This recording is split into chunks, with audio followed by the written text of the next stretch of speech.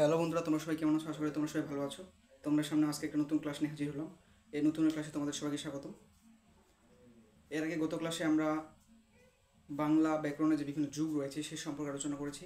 আজকে আমরা আলোচনা করব বাংলা ভাষার বাংলা ব্যাকরণের যে ইতিহাস রয়েছে সেই ইতিহাস সম্পর্কে।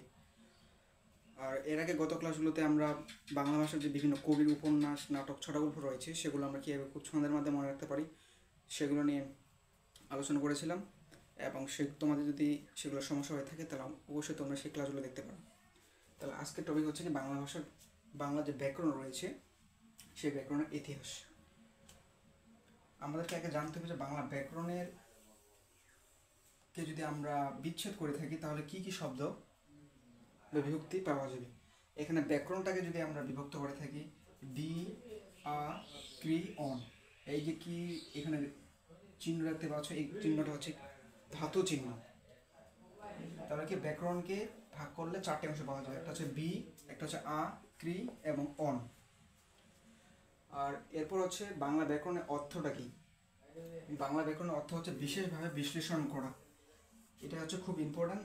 বলা হয় যে বাংলা ব্যাকরণের অর্থ কি, বাংলা ব্যাকরণের অর্থ হচ্ছে বিশেষভাবে বিশ্লেষণ। এরপর আসছে ব্যাকরণের কাজ কি। আমাদের মধ্যে অনেকের প্রশ্ন থাকতে পারে যে আমরা তো ব্যাকরণ সম্পর্কে জানলাম যে ব্যাকরণের ভাগ করলে চারটা অংশ পাওয়া যায়, ব্যাকরণের অর্থ হচ্ছে বিশেষভাবে বিশ্লেষণ। তাহলে ব্যাকরণ কাজটা কি? ব্যাকরণের কাজ হচ্ছে ভাষার যে অভ্যন্তরীণ শৃঙ্খলা রয়েছে সেটা রক্ষা করা। অভ্যন্তরীণ শৃঙ্খলা বলতে কি? শৃঙ্খলা হচ্ছে একটার সাথে আরেকটার যে সম্পর্ক থাকা, সেটা নিয়ে কাজ করে থাকি। যেমন ভাষার যে লেখাটি রয়েছে এই ভাষার লেখাটির মধ্যে ব্যাকরণের গুরুত্বপূর্ণ ভূমিকা পালন করে।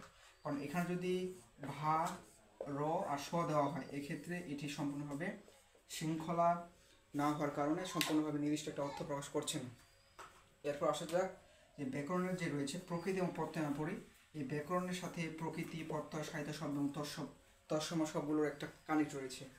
তাহলে ব্যাকরণের সাথে প্রকৃতি, তৎসম, সাহিত্য এবং প্রত্যয়ের সাথে সম্পর্ক রয়েছে। এরপর আসা যাক কি ব্যাকরণের যে আলোচ্য বিষয় কয়টি। ব্যাকরণের আলোচ্য বিষয় কয়টি? চারটি। ব্যাকরণের আলোচ্য বিষয় হচ্ছে চারটি, যেটা হচ্ছে খুবই গুরুত্বপূর্ণ। তাহলে আজকে আমরা কি জানলাম হচ্ছে ব্যাকরণে কয়টি অংশে বিভক্ত করা হয়, বা ব্যাকরণকে আমরা যদি ভাগ করে থাকি তাহলে কয়টি অংশ পাবো। বি, আ, ক্রি, অন। অর্থ হচ্ছে বিশেষভাবে বিশ্লেষণ করা। ব্যাকরণের কাজকে ভাষার যে অভ্যন্তরীণ শৃঙ্খল রয়েছে সেটাকে বজায় রাখা। ব্যাকরণ হচ্ছে প্রকৃতি এবং প্রত্যয়, সাহিত্য শব্দ সবগুলোর সাথে একটা রিলেটেড, অর্থাৎ প্রকৃতি, প্রত্যয়, সাহিত্য এবং তৎসম এগুলোর মাধ্যমে ব্যাকরণে গঠিত হয়ে থাকে। আর ব্যাকরণ আলোচ্য বিষয় কয়টি? ব্যাকরণ আলোচ্য বিষয় হচ্ছে চারটি। আজকে ক্লাসটি এই পর্যন্ত, দেখা হবে অন্য নতুন ক্লাস নিয়ে। সে পর্যন্ত অবশ্যই ভালো থাকো এবং তোমাদের এই ক্লাসটি দেখতে হলে তোমাদের কীরকম লাগছে অবশ্যই কমেন্টের মাধ্যমে জানাও। সবাইকে অসংখ্য ধন্যবাদ।